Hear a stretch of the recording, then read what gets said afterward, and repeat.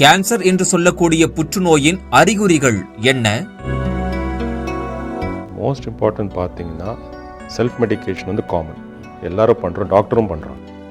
ஆனால் எந்த சிம்டம் வந்து அதாவது இன்டைஜஷன், வயிற்று வலி வந்து 3 வாரத்துக்கு மேலே இருந்துச்சுன்னா, நார்மல் மெடிசன் எடுத்துகிட்டு சரி ஆகலைன்னா, அதாவது ஒரு பேரஸ்டமால் எடுக்கிறோம், ஏதோ ஒரு டேப்லெட் எடுத்து ஒரு பேன் எடுக்கிறோம் அசிடிட்டிக்கு, அது சரி ஆகலை, ரிப்பீட்டடாக வந்து தேவைப்படுது மருந்து, 3 வீக்ஸ்க்கு மேலே வந்து சிம்டம் இருக்குன்னா கண்டிப்பாக டாக்டர் கிட்ட போகணும். அது ஃபஸ்ட். ரெண்டாவது வந்து நம்மளுக்கு வந்து உடம்பு எடை குறைஞ்சிட்டே வருது, உடம்பு வந்து மெலிஞ்சி போகுதுன்னு சொல்கிறோம். யூஸ்வலாக வந்து gradual. So rule of thumb பார்த்தீங்கன்னா 10% of body weight within 6 months abnormal. ரொம்ப கிராஜுவலாக சிம்டம்ஸ் வரும், மெதுவாக சிம்டம்ஸ் வரும், இனிஷியல் ஸ்டேஜஸில் பெயின் இருக்காது.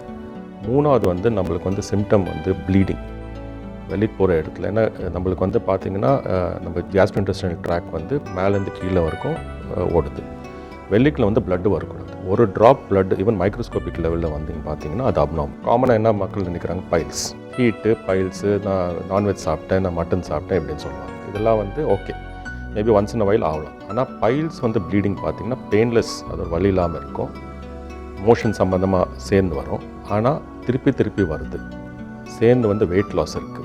ஃபேமிலியில் வந்து அப்பாவுக்கு வேறு யாருக்கும் வந்து குடல் கேன்சர் இருந்திருக்கு, வேறு கேன்சர் கூட இருக்கலாம், மார்பக கேன்சர் கூட இருந்துச்சுன்னா ரிலேட்டடாக இருக்கலாம்.